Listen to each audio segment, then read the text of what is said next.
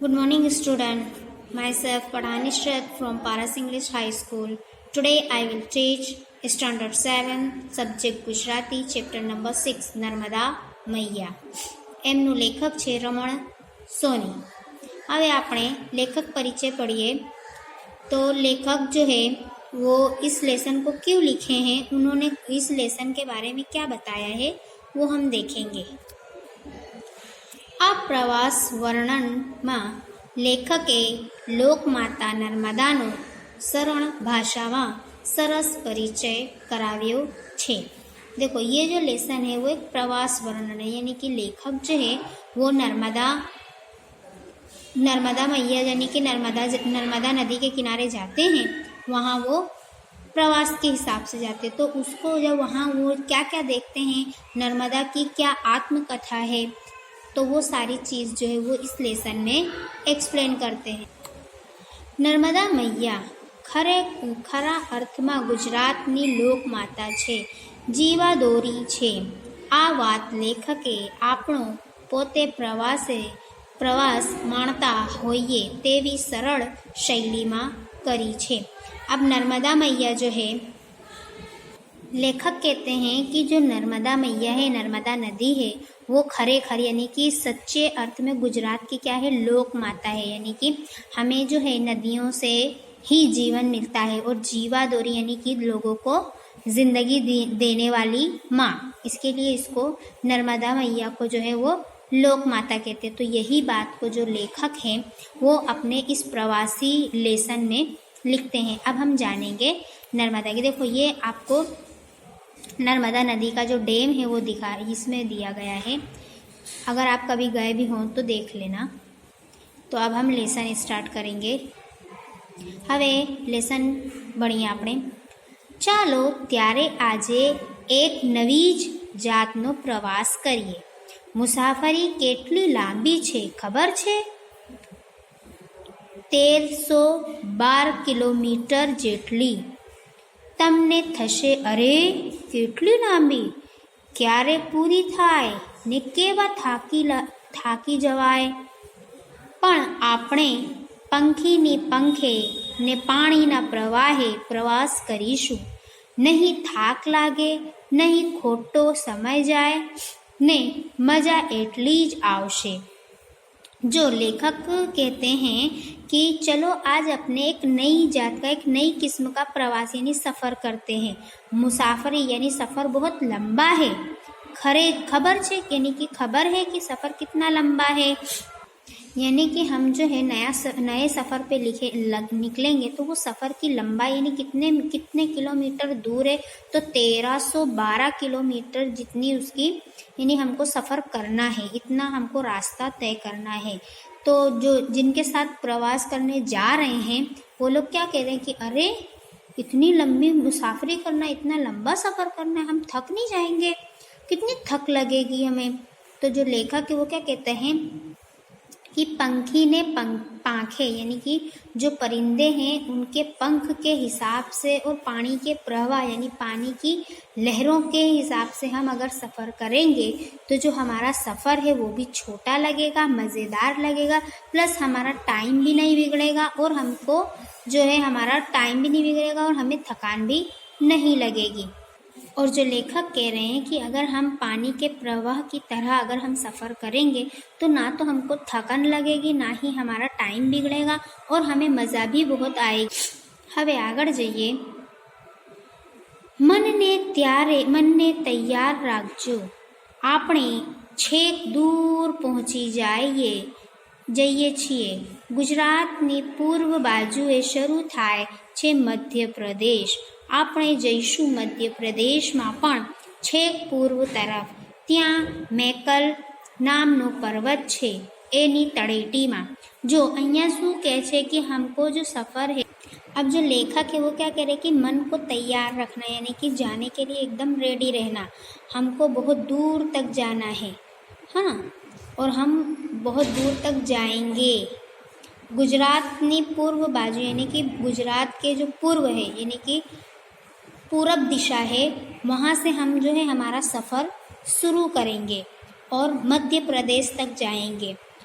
और मध्य प्रदेश के अंदर भी जाएंगे तो वहाँ भी पूर्व दिशा से ही हमारी जो है वो यानी नर्मदा की शुरुआत कहाँ से हुई, वो कहाँ से निकलती है, किस तरह से निकलती है, वहाँ तक हम उसकी टोच यानी उसकी नोक तक हम पहुँचेंगे और वहीं से हम अपना जो सफ़र है पूरा नर्मदा मैया का वो करेंगे। अब नर्मदा मैया का जो सफ़र है वो कहाँ से शुरू होता है, यानी कि वहाँ एक मेकल नाम का जो पर्वत है, वहाँ से मेकल नाम के पर्वत की तरेटी यानी उसकी जो खाई है वहाँ से जो है नर्मदा मैया निकलती हैं। यहाँ से अब हमारा जो सफ़र है वो स्टार्ट होगा। મેકલ નામનું પર્વત છે તેની તળેટીમાં એક વિશાળ સરોવર છે અમરકંટક, ત્યાંથી નીકળે છે આપણી નર્મદા मैया।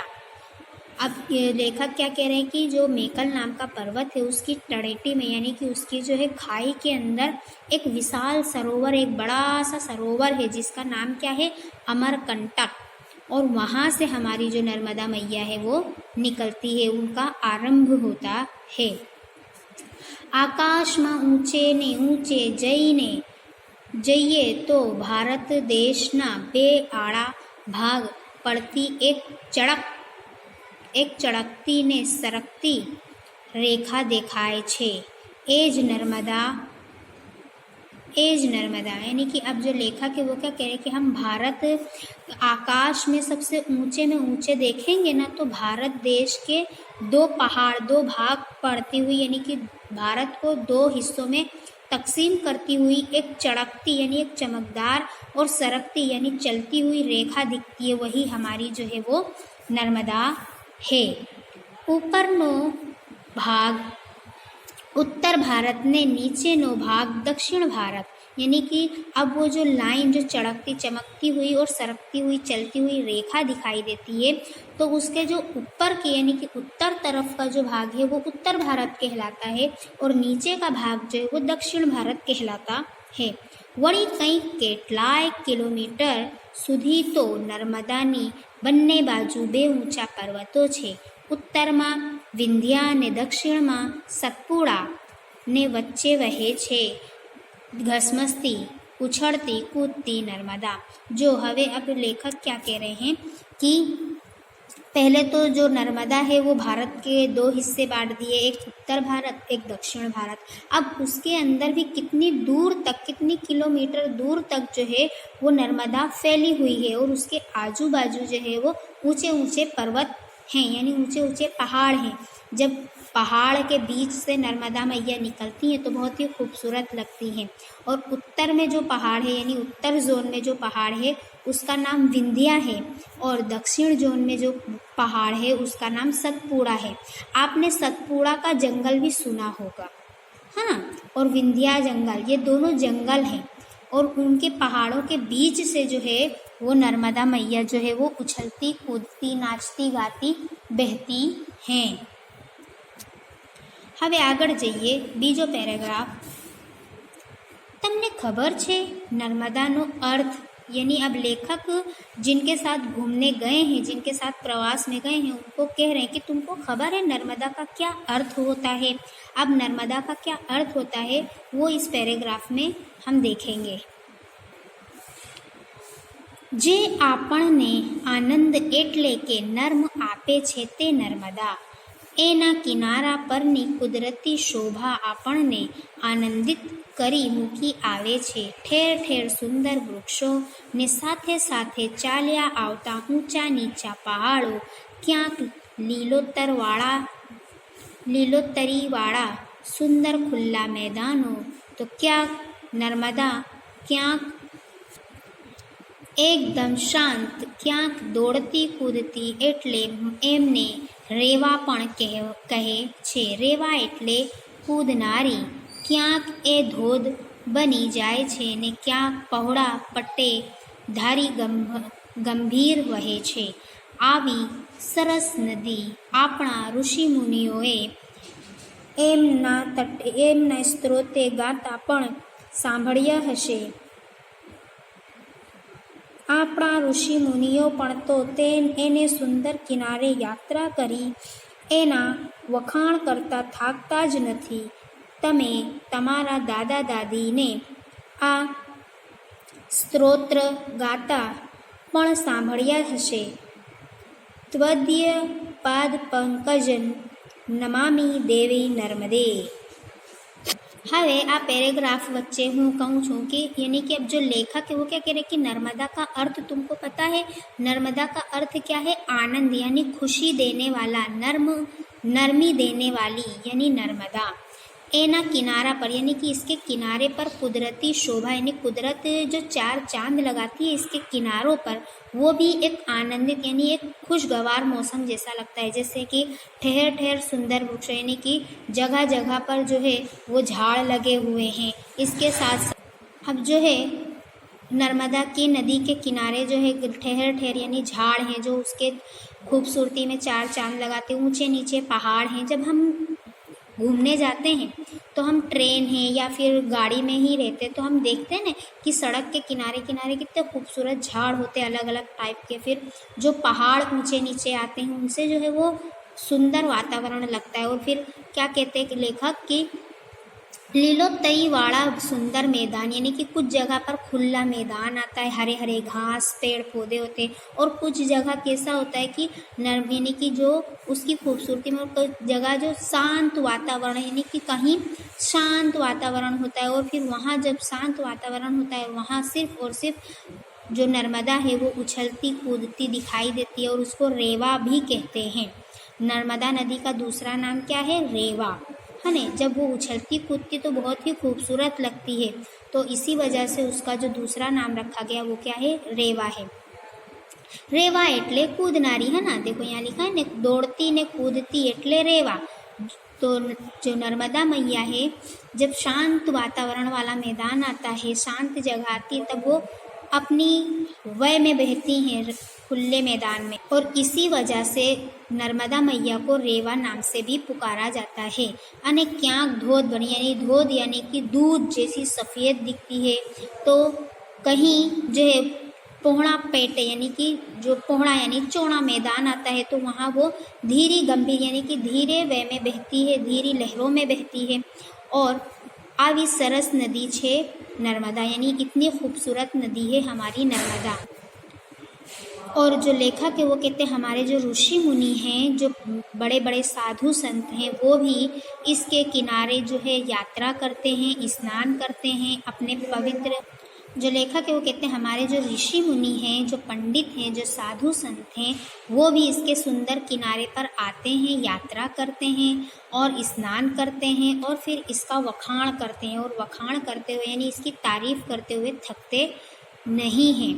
तमे तमारा दादा दादी ने यानी कि अब लेखक क्या कहते हैं कि तुम अपने दादा दादी जो ग्रैंड फादर्स होते हैं उनके मुँह से भी बहुत से श्लोक सुने होंगे, बहुत से गीत सुने होंगे, गाने सुने होंगे, है ना. और एक श्लोक जो है उसमें ये है त्वदीय पाद पंकजन नमामि देवी नर्मदे. ये जो है ये श्लोक नर्मदा मैया के लिए ही खास करके लिखा गया है. तो ये यानी कि इस पैराग्राफ में जो लेखक है वो नर्मदा की खूबसूरती, वो किस तरह से उछलती गाती नाचती कूदती बहती है और सागर में जाके मिलती है, और उसका कौन कौन से इलाके में कौन कौन से हिसाब से उनका नाम रखा गया है, वो सारी बातों को इस पैराग्राफ में जो है वो लेखक ने बताया है सुंदर तरीके से. और इसमें उसकी नर्मदा की जो खासियत है, जो खूबसूरती है, वो भी बताया कि ऋषि मुनि जो हैं, बड़े बड़े साधु संत जो हैं, वो इस नदी के किनारे आते हैं, पूजा पाठ करते हैं, यज्ञ करते हैं, श्लोक गाते हैं और स्नान करते हैं. और उसके बाद जो है इसकी तारीफ करते हुए नहीं थकते हैं. तो ये सारी बातें जो हमें इस पैराग्राफ में लेखक ने बताया है. હવે નેક્સ્ટ બીજો પેરેગ્રાફ આપણે વાંચીએ. એમાં શું નર્મદાની વખાણ કરવામાં આવી છે એ પણ આપણે જાણીએ. લો આમ વાત કરતાં કરતાં આપણે જબલપુર પાસે ભેળાઘાટ આવી પહોંચ્યા છે. सुंदर जगह छे. लो यानी कि जो लेखक है जिन्होंने सफ़र स्टार्ट किया था तो वो अपने साथ जिन लोगों को लेकर आते तो उनको नर्मदा की जो है वो कथाएं सुनाते सुनाते कहाँ पहुँच गए? जबलपुर तक आ गए. अब वहाँ क्या कह रहे हैं कि लो हम बात करते करते जो है जबलपुर के पास पहुंच गए हैं। जबलपुर जो है वो भी एक खूबसूरत जगह है ना, यानी कि कहते हैं ना कि बात करते करते सफ़र बहुत आसान हो जाता है। तो इसी तरह जो लेखक है वो भी लोगों को सब नर्मदा की जो है खासियत बताते बताते कहाँ पहुंच गए, जबलपुर तक पहुंच गए। आरस पहाड़ना घेरा पीड़ा खड़को वच्चे शांत वहतो प्रवाह ચાંદની રાતે નૌકા વિહારની એવી તો મજા આવે ને આ જુઓ પર્વતો કેટલા નજીક આવી ગયા છે, જાણે વાત વળગ્યા। આ જગ્યાને બાંદરકૂદ કહે છે। આ પર્વત પરથી સામેના પર્વત પરને ત્યાંથી વળી પાછા આ પર્વત પર વાંદરા કૂદાકૂદ કર્યા કરે, વચ્ચે નદી માતા જોયા કરે છે। એ વાંદરાકૂદ કહે છે કે જૂના જમાનામાં શૂરવીર સૈનિકો પોતાના ઘોડા પણ અહીંથી કૂદાવી જતા ને ત્યાં જુઓ 108 પગથિયાવાળું 64 જોગણીયાઓની ગૌરીશંકર મંદિર। આ નર્મદા મૈયાને કિનારે મંદિરો કેટલા બધા ने ठेर ठेर। अब जो लेखक है वो इसमें कहते हैं कि अब देखो हम बात करते करते जबलपुर भेड़ा घाट पर आ पहुँचे हैं। ये भी एक सुंदर जगह है। अब रात जो है वो यहीं हम बिताएंगे। तो क्या कहते हैं कि यहाँ का जो घेरा, यहाँ का जो पीला खड़को यानी कि पीला जो मैदान है, उसके बीच में जो शांत वातावरण वाली प्रवाह यानी नदी की जो लहरें हैं वो बह रही हैं और चांदनी रात है, नौका विहार यानी नाव है। अब उसमें बैठकर जो हम नर्मदा की जो सफ़र करने की जो मज़ा है वो बहुत खूबसूरत है। और ये पर्वत के किनारे जो मंदिर आए हैं, इसके पीछे भी एक जो पर्वत है, यानी ऐसा कहते हैं कि इसको बंदर कूद, यानी ये जगह को बंदर कूद भी कहते हैं। यानी कि जो बंदर हैं, वानर सेना है, वो क्या करती है, एक पहाड़ से दूसरे पहाड़, दूसरे पहाड़ से तीसरे पहाड़, इस तरह से कूद लगाए रहते। तो इस जगह को उसके हिसाब से जो है नाम रख दिया गया। उस जगह को क्या कहते हैं, बंदर कूद कहते हैं ना। यानी कि क्या होता है कि एक पर्वत से दूसरे पर्वत पर जो बंदर हैं वो उछल कूद करते हैं, खेलते हैं और नदी के अंदर अपने आप को देखते हैं। और नदी जो नर्मदा मैया जो है वो इस दृश्य को, इस मंजर को देखती है और खुश होती है और अपनी जो प्रवाह है उसे जो है कल कल की तरह बहती रहती है।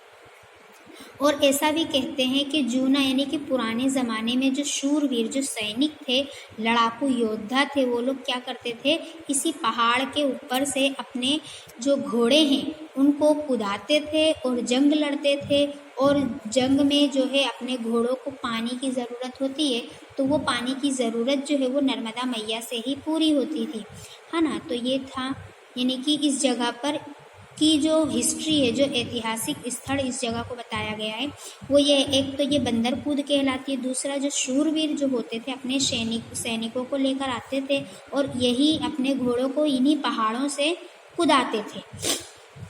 और 108 पगथिया वाले 64 जोगड़ियों, यानी कि यहाँ कहते हैं कि 108 पगथिया यानी 108 सीढ़ी वाला जो जोगड़ी का मंदिर है गौरी शंकर महाराज का, वो भी इसी नदी के किनारे है। तो जब लोग, जो बड़े बड़े पंडित और जो श्रद्धालु आते हैं, तो जो आते हैं इस मंदिर पर, तो वो लोग क्या करते हैं कि गौरी शंकर के जो मंदिर जाते हैं 108 पगथिया चढ़कर, तो वो पहले क्या करते हैं, नर्मदा मैया को स्नान करते हैं, वहाँ नहाते हैं, उसकी पूजा करते हैं, उसके बाद गौरी शंकर महाराज के मंदिर जाते हैं। और ठेर ठेर यानी कि वहाँ जो है किनारे, यानी छोटे बड़े मंदिर जो है वो नर्मदा मैया के किनारे बसाए गए हैं। तो लोग जो है उनका एक पवित्र धाम ही कह लो इसको, यानी कि पवित्र धाम ही कहलाता है, क्योंकि गुजरात की लोक माता है नर्मदा मैया और जीवादोरी है, यानी लोगों को जीवन देने वाली है। तो बड़े बड़े संत, साधु,